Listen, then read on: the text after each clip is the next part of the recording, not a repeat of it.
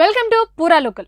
BRS పార్టీని కాపాడుకోవాలనేదే నా తపన ఆరాటం తప్పితే ఇంకేం లేదన్నారు ఎమ్మెల్సీ కవిత. పార్టీని బీజేపీలో విలీనం చేయొద్దంటూ పార్టీ అధినేత తండ్రి కేసీఆర్ను ఉద్దేశించి ఆమె స్పష్టం చేశారు. 2025 మే 30వ తేదీ మంచిర్యాలలో పర్యటించిన కవిత పర్యటనలో భాగంగా ఈ వ్యాఖ్యలు చేశారు.